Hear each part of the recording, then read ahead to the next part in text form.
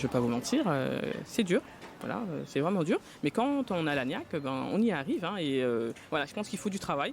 Et quand on est sérieux dans son travail, on y arrive. Surtout quand les aides-soignants nous connaissent en se disant, elle a réussi, quoi. Elle est partie, elle a fait ses 3 ans, elle est diplômée. Bon, si elle l'a fait, c'est que nous aussi, on peut le faire, quoi.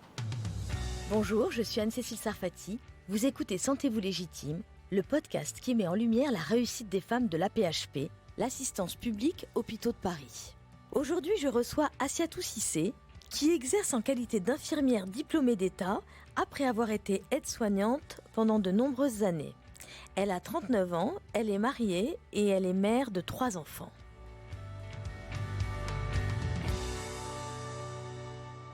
Bonjour Assiatou Cissé, merci d'être avec nous aujourd'hui. Donc vous avez été aide-soignante pendant 19 ans et vous avez souhaité devenir infirmière. Ça y est, vous êtes diplômée là ? Ça y est, c'est bon, on a le diplôme en poche. Depuis combien de temps ? Ça va faire 1 mois. Ah oui, donc là je vous prends vraiment de cours. Au tout début, d'accord. C'est ça, oui. Je voudrais vous adresser mes félicitations pour votre diplôme d'infirmière.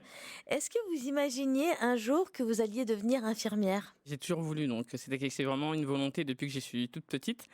Pour y arriver, j'ai un peu lutté. J'ai eu un parcours un peu compliqué au début de ma vie, où j'ai perdu ma mère à l'âge de 12 ans. C'est vrai que ça a bouleversé un petit peu mon enfance. J'ai dû me couper de mes sœurs, de mon père qui était très malade après le décès de ma maman. Je me rappelle encore, je finissais mon CM2 pour aller en 6e et j'avais à l'école, pour la fête des mères, on devait faire le métier qu'on voudrait faire. J'avais dessiné l'infirmière. Donc c'était déjà vraiment ancré dans ma tête j'avais dessiné moi que je voulais être infirmière. Et c'est vrai que c'était le cadeau que j'avais donné à ma mère avant qu'elle décède. Ah ouais. Donc c'est vrai que ça aussi, ça m'a Ça a sûrement joué quand même. Beaucoup, oui. J'ai dû rentrer dans la vie active très rapidement. Donc j'ai fait mon école d'aide-soignante, je suis rentrée, j'ai commencé à travailler, j'avais 19 ans en tant qu'aide-soignante. Pendant 19 ans, puis après j'ai fait ma famille, j'ai eu mes 3 enfants.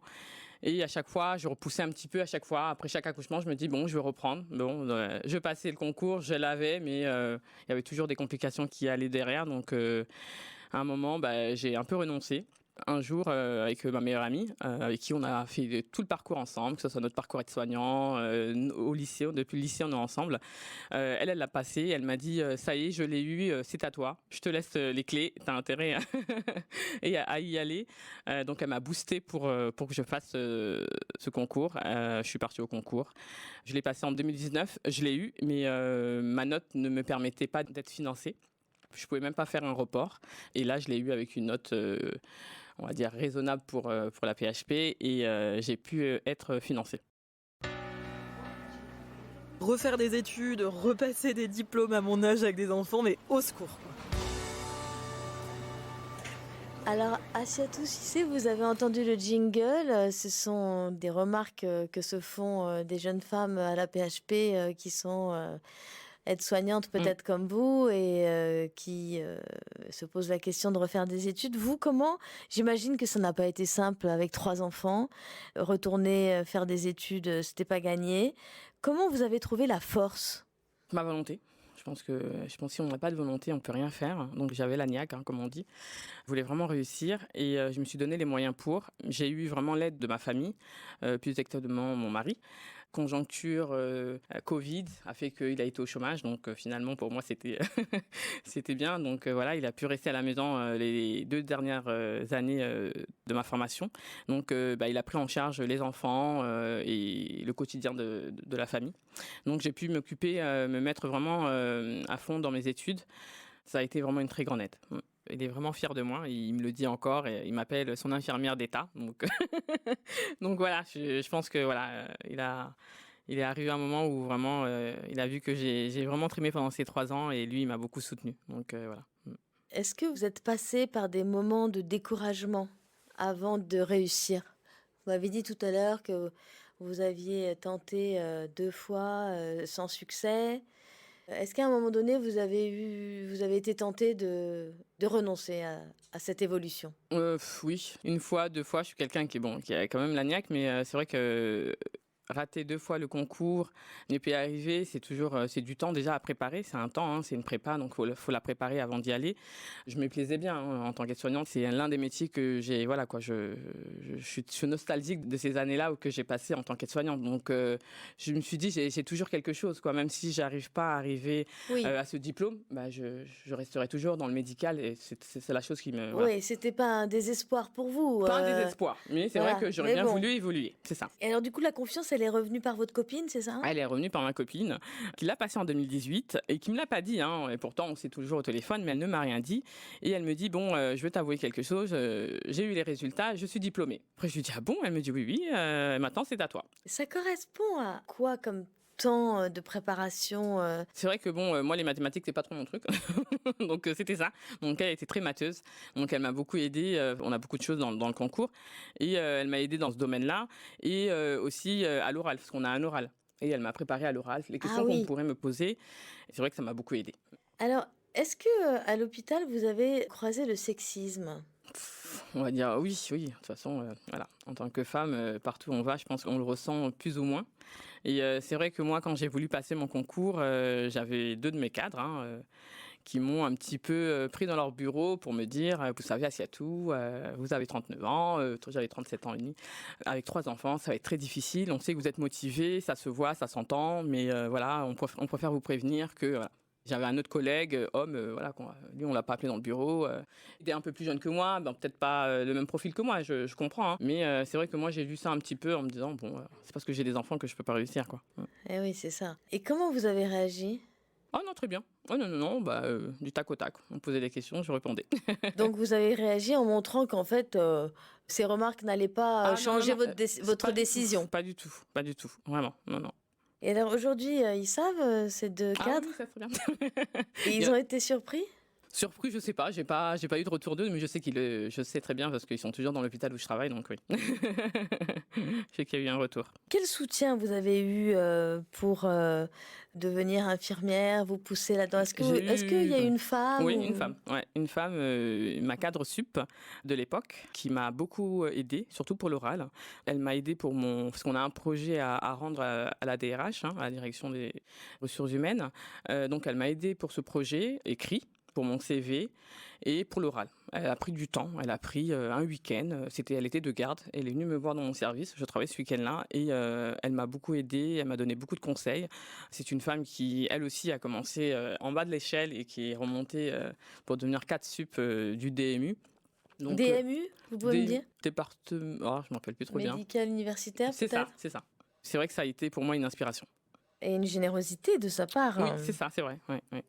Bon, il y a votre mari aussi. Ah oui, bon, lui... Vous l'avez déjà cité, mais vous considérez qu'il vous a énormément aidé en prenant en charge les enfants. Il connaissait mon objectif, on avait un objectif... Donc il s'est dit, voilà, c'est le moment pour elle. C'est vrai que nous, on s'est mariés tôt, donc il s'est dit, bon, elle m'a donné mes enfants, elle a tout fait pour, voilà. Pendant toutes ces années-là, je peux lui donner ses 3 ans. Voilà, je l'ai compris comme ça. Franchement, être femme et maghrébine ou noire, c'est la double peine. Assiatou Cissé, vous avez croisé le racisme à l'hôpital? À l'hôpital, oui. De la part des collègues ou plutôt de la part des patients? Des patients, mais les patients, je leur en fais pas trop. Bon, pourquoi c'est quand même pas... Après, j'ai travaillé en gériatrie et c'était des patients nés en 1900 et qui avaient connu la guerre et qui, voilà... vous leur trouviez des excuses liées à leur génération? Je me suis dit peut-être qu'à cette époque-là, on n'avait pas assez de personnes de couleur en France et peut-être que voilà. Enfin, quand même. Oui, non, mais bon, on essaye de... voilà. Les collègues, des collègues, oui, bon, les collègues, c'est toujours des petits a priori. Vous en Afrique, non, mais moi en Afrique, non, moi je suis née en France, je suis née à Drancy dans le 93, j'ai fait toutes mes études ici, j'ai travaillé ici. Le Sénégal, je le connais parce que mes parents sont sénégalais, mais voilà, toute ma vie, c'est la France. Voilà. Bah oui, vous êtes française. C'est ça. Comment vous réagissez quand vous faites face au racisme?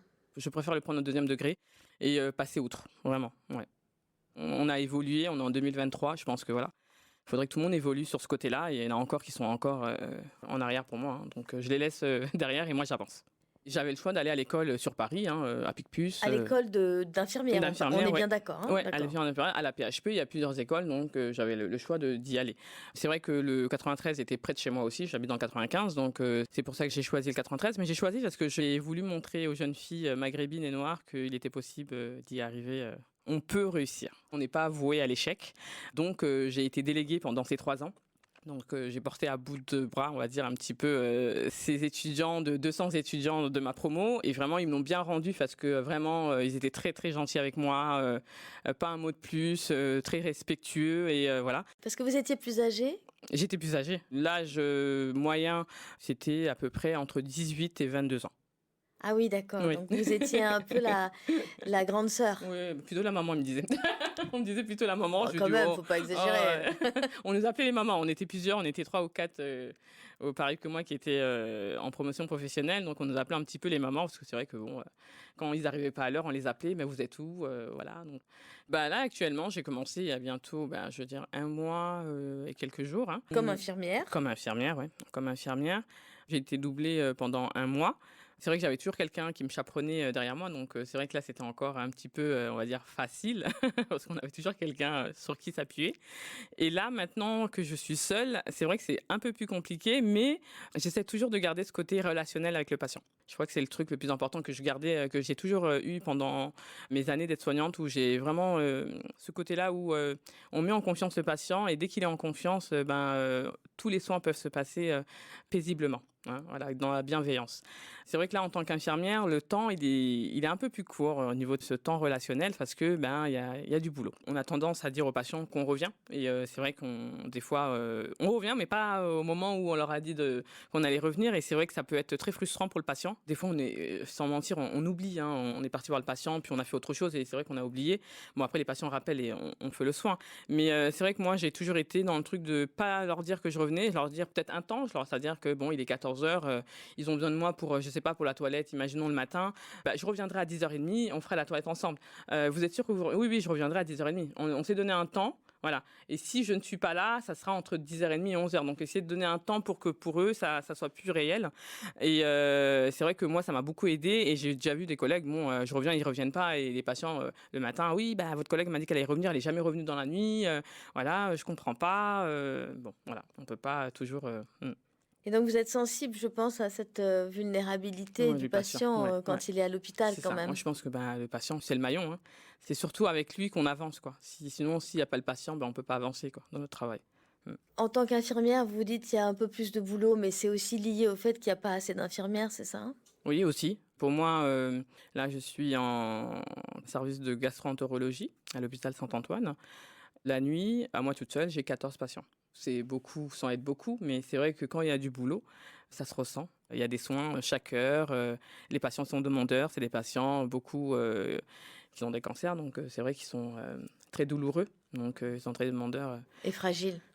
Donc, c'est vrai que... Psychologiquement aussi, sûrement. C'est dur. C'est très, très dur. Et on a aussi des fins de vie. Donc, les fins de vie, ça prend beaucoup de temps. Donc, et ça doit être très éprouvant. Ouais, surtout pour eux. Mais nous, on va et dire les familles? Les familles, nous, on a un peu l'habitude parce que, faut pas trop qu'on se laisse un peu déborder par ces émotions parce que sinon, on s'en sort pas, je pense. Bien sûr. Donc, on essaie de mettre un peu des œillères de temps en temps. Des fois, on craque comme tout le monde. On a des moments où on peut craquer parce qu'on a eu avec un patient un bon feeling et voilà, où le patient, à un moment ou l'autre, on sait qu'il va partir et c'est vrai que quand il part, ça peut nous rendre mal. Ouais. Alors, vous exercez comme infirmière donc depuis 1 mois et donc est-ce que ça confirme que votre désir d'être infirmière que vous aviez depuis toute petite? J'aime bien le métier. Après, je confirme, je sais pas, pour l'instant. Je vous dirais, chose que vraiment c'est... Mais là où c'est normal, vous êtes ce qu'on appelle un peu en adaptation de poste. C'est ça, donc je suis toujours en train de un peu me tâter. Il y a certaines choses que je connais pas trop, donc c'est vrai que des fois je me dis, bon, heureusement qu'il y a toujours quelqu'un qui est là pour nous aider et les collègues sont vraiment formidables dans ce service parce que dès que j'ai un petit moment d'absence ou quelque chose que je n'ai jamais vu, parce que pendant les 3 ans, on ne voit pas tous les soins. Donc voilà, et elles sont toujours là pour m'aider, pour me refaire faire le soin, pour revoir avec moi et même me prendre du temps, même après leur boulot, avec moi pour revoir les choses. Ouais. Le travail de nuit, c'est trop dur pour la vie perso. Et alors, la nuit, vous travaillez la nuit? Avec 3 enfants et tout ça, comment vous faites Bah, pour tenir le coup sur le oui, plan oui, oui, oui, sur le. physique? J'ai commencé il y a un mois, donc bon, j'ai pas encore vu le truc et c'était les vacances scolaires et les enfants sont à la maison, donc ça va. Ah Et ils oui. étaient en vacances, donc je les avais pas forcément à la maison. On verra ça à partir du 4 septembre. Mais sur le plan déjà de travailler la nuit, d'être décalé dans le sommeil et tout ça, ça va? Vous Pour gérez l'instant, bien? non, pour l'instant, ça va. Je pensais vraiment être mais après, on a des jours de récupération qui font qu'on arrive à récupérer. Pour l'instant, hein, je vous dis, voilà, c'est tout nouveau. Donc, pour l'instant, j'arrive à récupérer. Donc, j'espère que ça va continuer. Et alors du coup, quand les enfants vont retourner à l'école, ça veut dire que vous allez avoir un rythme comment? Quand est-ce que vous allez vous reposer du coup? Mes plus grands, bon, ils sont grands, donc ils partent tout seuls au lycée et au collège. Et j'ai mon petit dernier qui est en primaire. Donc lui, quand son père ne travaille pas, il le dépose à l'école. Mais quand son père commence tôt le matin, ça sera moi qui le déposerai à l'école. Donc comme il mangeait à la cantine, je le récupérerai vers 17h. Donc j'aurai le temps de bien dormir. D'accord. Ouais. Comment vous vous projetez dans les années qui viennent? On me disait, mais je sais pas pourquoi, mais tu as une tête à être cadre. Bon, j'ai dit, ah bon, je sais pas. Et c'est une phrase qu'on m'a dite tout au long de ma formation. Vraiment, tout au long de ma formation, Comme infirmière? comme infirmière, tout le temps, on m'a toujours fait cette remarque, mais on te voit bien, cadre de santé.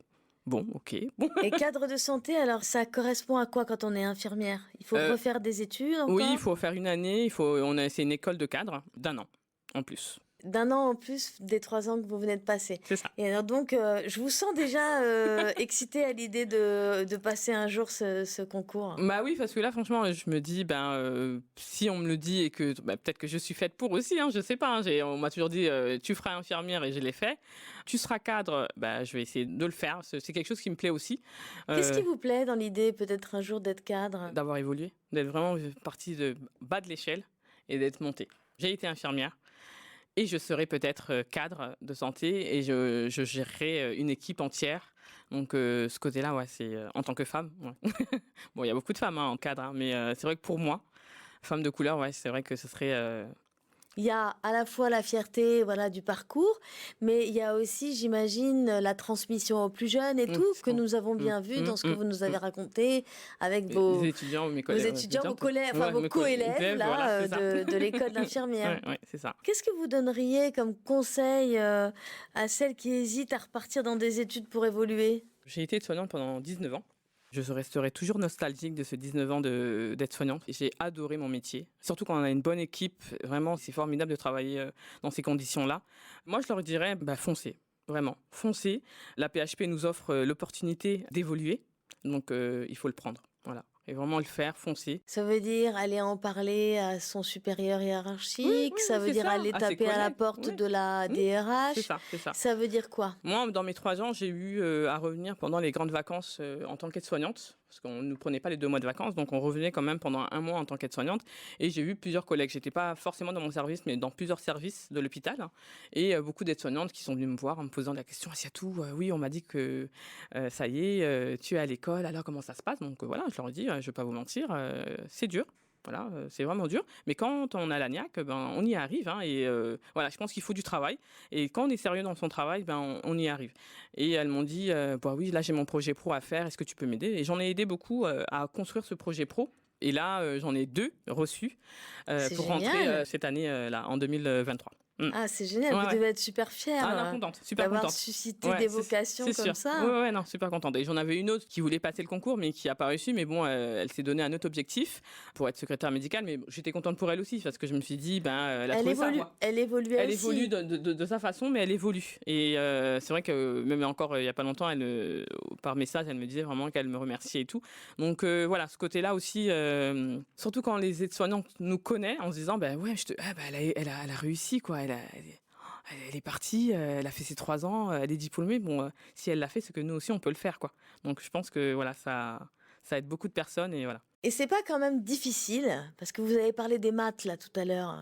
Quand on est par exemple nul en maths, quand on a été nul, on peut y arriver quand même? Finalement, non. Je pensais vraiment que les maths étaient. On a les maths, hein, on a le calcul de dose par rapport aux médicaments qu'on a donnés. Donc oui, ça on l'a. Mais après, dès qu'on a compris un petit peu le fonctionnement des calculs de dose et tout, finalement, non, ça va. C'est vraiment pas la base. Je pensais vraiment qu'on allait voir des maths pures. Non, vraiment, non. C'est vraiment des trucs basiques et voilà. Et qu'est-ce qu'il y a d'autre comme difficulté, je veux dire intellectuelle, dans ces études? C'est tout ce qui est raisonnement clinique. Raisonnement, comment on raisonne par rapport à un patient, par rapport à une pathologie, qu'est-ce qu'on doit faire, quoi. Le patient, il est pas bien, il est en détresse respiratoire, c'est une urgence. On nous donne des objectifs de comment on doit prendre en charge ce patient-là. Et c'est vrai que si on n'a pas tout de suite les réflexes, on peut perdre de pied très rapidement parce que c'est quelque chose qui va très rapidement, tout s'enchaîne. Donc il faut être capable de voir en fait. C'est ça, voilà. Et ça, c'est aussi des savoir-faire humains peut-être. Comme on dit, savoir-faire et savoir-être, il est important de se connaître déjà et de connaître son patient. Si on n'a pas mis ce côté de confiance, de relationnel avec le patient, la prise en charge peut être compliquée. Ouais. Merci beaucoup, Assiatou Cissé. Merci à vous de m'avoir invité. Merci d'avoir écouté Sentez-vous légitime et rendez-vous dans un prochain épisode avec une autre femme formidable.